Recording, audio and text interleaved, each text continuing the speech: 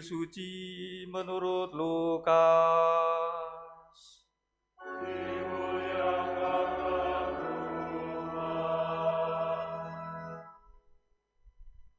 Ketika Yohanes Pembaptis mewartakan pertobatan, orang banyak bertanya kepadanya, "Jika demikian, apakah yang harus kami lakukan?"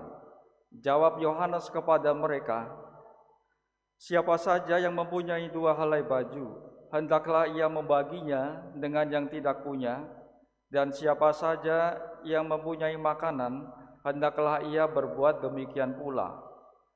Pada waktu itu datang pula pemungut cukai untuk dibaptis, dan mereka bertanya kepada Yohanes, "Guru, apakah yang harus kami perbuat?" Jawab Yohanes, "Jangan menagih lebih banyak daripada yang telah ditentukan bagimu." Prajurit-prajurit juga bertanya kepadanya, "Dan kami, apakah yang harus kami lakukan?" Jawab Yohanes kepada mereka, "Jangan merampas, jangan memeras, dan cukupkanlah dirimu dengan gajimu."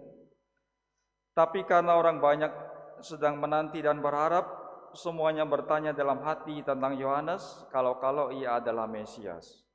Karena itu Yohanes menjawab dan berkata kepada semua orang itu, "Aku membaptis kamu dengan air, tapi Dia yang lebih berkuasa daripada aku akan datang, dan membuka tali kasutnya pun aku tidak layak. Ia akan membaptis kamu dengan Roh Kudus dan dengan api. Alat penampi sudah di tangannya untuk membersihkan tempat pengirikannya dan untuk mengumpulkan gandumnya ke dalam lumbungnya, tapi sekam akan ia bakar dalam api yang tidak terpadamkan." Dengan banyak nasihat lain, Yohanes memberitakan Injil kepada orang banyak. Demikianlah sabda Tuhan. Terpujilah Kristus.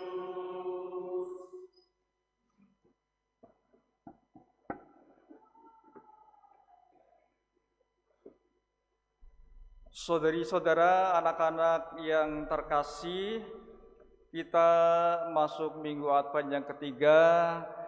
Di Minggu Advent ketiga ini ada yang khusus, yaitu pakaian liturgi. Para pelayan liturgi, imam, prodiakon, putra-putri altar berwarna merah. Apa ini? Merah pink ya, namanya pink ya ini ya. Pink juga ini tentu menjadi tanda. Pakaian ini yang dipakai 1 tahun 2 kali, yaitu Minggu Advent yang ketiga yang disebut Minggu Gaudete, dan nanti pada saat Laetare itu Minggu Prapaskah. Nah, maka jarang memang warna ini dipakai sebagai warna liturgi. Gereja Katolik tentu punya makna kenapa memakai warna ini pakaiannya. Maknanya adalah kita diingatkan untuk bersukacita, bergembira. Kenapa bergembira? Karena harinya sudah semakin mendekat. Hari raya kelahiran Sang Juru Selamat yang kita kenang, kita rayakan nantinya makin dekat, maka kita diingatkan untuk bergembira. Tadi juga melalui sabda arahnya juga kepada gembira. Pada bacaan pertama dari nubuat Zefanya dikatakan, "Bersorak-sorailah, bergembiralah."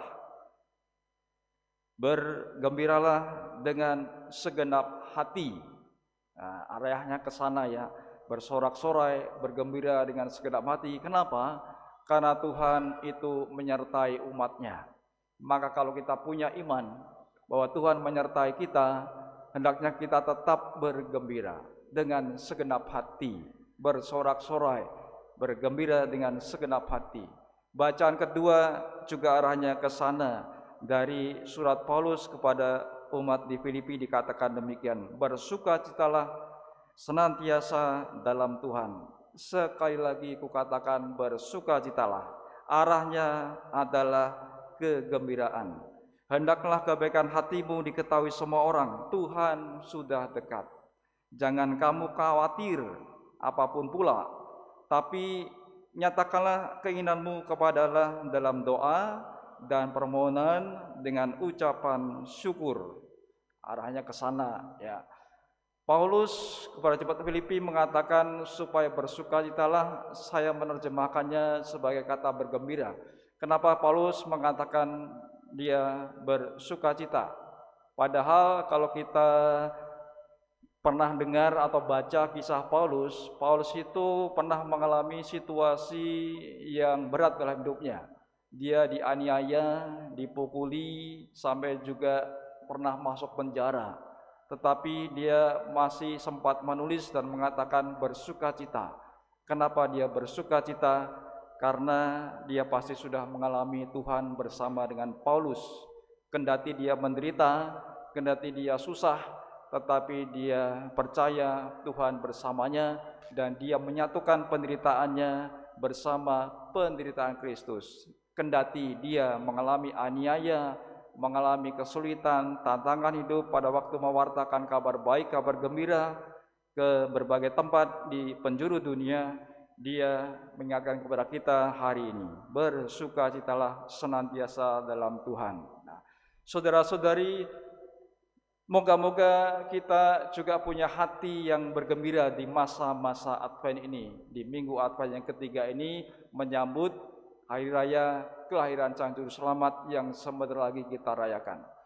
Kalau kita mengamati atau pernah melihat di berita-berita di luar sana ya, mungkin di pertokoan, di mall itu sudah dipasang hiasan Natal ya. Ada pohon Natal yang tinggi, ada cemara, ada lampu kerlap-kelip, ada boneka dan segala macamnya. Suasana di pertokoan, di mall, suasananya gembira. Nah, itulah suasana yang mau dibangun dalam Advent atau Natal menurut iman Katolik. Bahkan saya melihat berita di TV, negara yang penduduknya itu bukan kebanyakan Katolik atau Kristen, mereka ikut bergembira ketika ada suasana Natal di suatu kota. Misalkan ada di Taiwan, di Jepang, itu juga ada lampu-lampu, ada pohon Natal. Penduduk di sana merasakan kegembiraan. Suasana Natal sepertinya sudah sampai ke sana. Kendati mereka memang tidak banyak mungkin ya yang memeluk agama Katolik atau Kristen atau pengikut Kristus, tetapi mereka merasakan suasana gembira itu. Artinya apa? Bagi saya pribadi, menurut saya kelahiran Sang Juru Selamat itu membawa kegembiraan. Tidak hanya bagi kita sebagai orang Katolik, sebagai pengikut Kristus, tetapi membawa kegembiraan ternyata bagi orang yang bukan Katolik dan juga bukan Kristen. Itu nyata ya di dunia. Kendati memang sudah dibungkus dalam situasi suasana bisnis. Tentu ketika ada hiasan Natal, ada pohon cemara, ada makanan yang khas, itu pasti ada bisnis di sana, ada keuntungan yang akan didapat di sana. Akan tetapi di balik bisnis, di balik untung dan segala macamnya, ada suasana gembira. Maka harapannya Anda bersama keluarga juga mulai membangun suasana gembira di tengah-tengah keluarga masing-masing dalam menyiapkan Natal ini. Ya, karena kita diingatkan oleh Tuhan melalui sabda hari ini, bersorak-sorailah, bergembiralah dengan segenap hati. Bersukacitalah senantiasa. Kenapa? Karena Tuhan menyertai kita ya. Apapun yang kita alami dalam hidup ini, kalau kita percaya, beriman, Tuhan menyertai kita, moga-moga kita mampu senantiasa bersukacita, mampu senantiasa bergembira, apalagi menyambut hari raya yang sebentar lagi kita rayakan. Saudara-saudari, anak terkasih, suasana kegembiraan itu mudah-mudahan terus kita bangun dalam hati kita untuk menyambut hari raya Natal. Lalu sesungguhnya apa yang perlu kita persiapkan di hari-hari ini? Persiapannya jelas sesungguhnya ya, untuk mengarahkan diri kepada hidup yang lebih baik dengan mengusahakan pertobatan. Pertobatan dalam hati kita wujudkan juga dalam tindakan nyata dalam hidup sehari. Niat tobat tidak sekedar dalam hati, dalam mulut, dalam pikiran, tetapi kita wujudkan untuk kita laksanakan pertobatan itu nyata-nyata dalam diri kita masing-masing.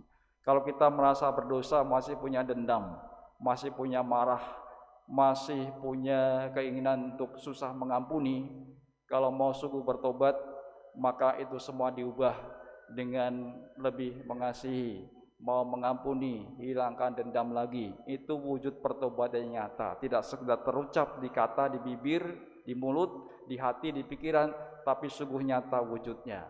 Itu pertobatan tindakan. Kalau dalam bahasa Injil tadi, arahnya adalah memberi bantuan kepada saudara-saudara yang membutuhkan, memberikan pakaian, makanan, dan segala macamnya, tidak merampas, dan seterusnya.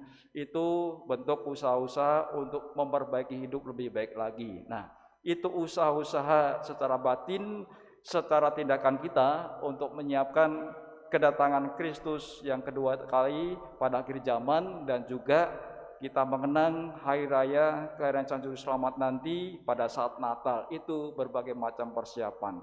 Maka selain persiapan itu, mungkin juga ada yang menyiapkan di rumah, mulai memasang pohon Natal, ya, kalau punya.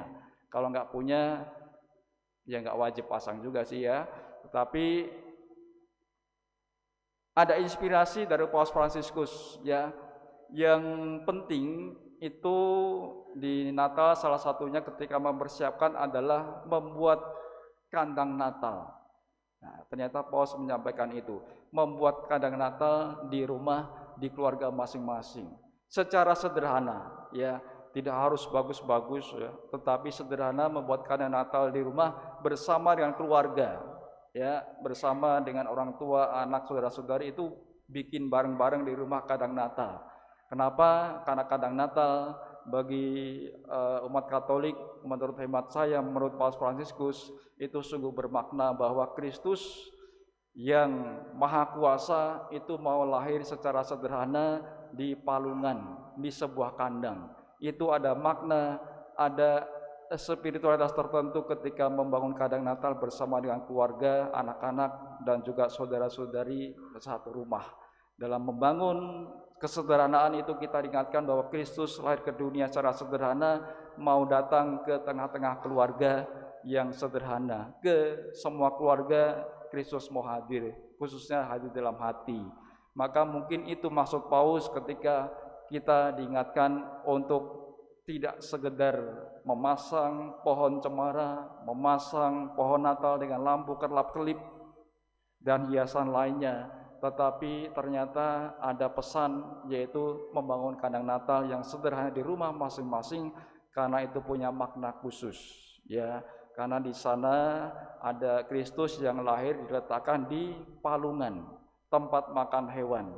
Ada juga gembala yang sederhana, ada juga Santo Yosef, Santa Maria yang juga hidup secara sederhana, lahir di kota yang kecil pada waktu itu. Itu makna-makna Natal yang dapat kita maknai melalui Paus Fransiskus yang mengingatkan bahwasanya di keluarga-keluarga kita mudah-mudahan mampu mengusahakan untuk membuat kandang Natal secara sederhana sambil memaknai juga makna Natal yang akan dirayakan pada tahun ini.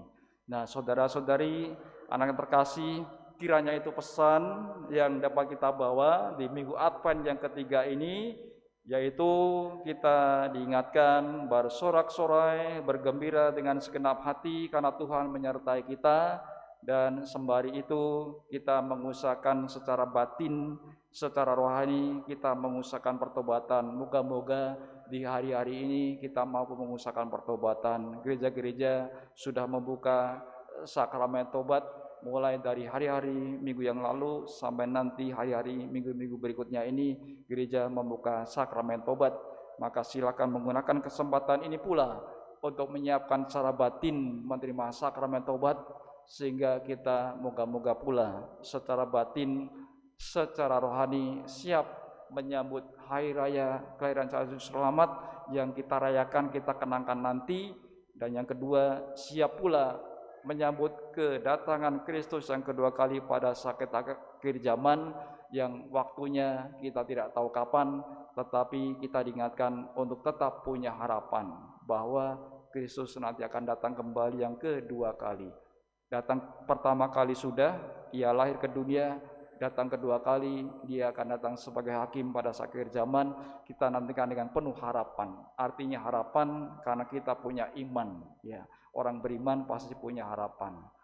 Saudara-saudari, semoga di minggu Advent ketiga ini melalui sabda-sabda yang kita dengar, kita renungkan, kita sungguh mampu menyiapkan diri, batin, rohani kita, menyiapkan kehadiran Sang Juru Selamat nanti secara pribadi, rohani, secara pribadi, keluarga dan komunitas, sehingga kita pun mantap nanti menyambut hari raya kenangan kelahiran Sang Juru Selamat penuh dengan iman, penuh rasa syukur, penuh dengan hati yang gembira bersama komunitas, keluarga, saudara-saudari, orang-orang di sekitar kita. Dan semoga Roh Kudus juga membantu kita senantiasa memiliki hati yang bergembira, karena Tuhan senantiasa menyertai kita dalam setiap situasi hidup yang kita alami.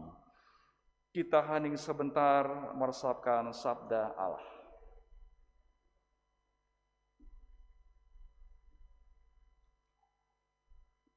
Saudari-saudara, setelah kita merenungkan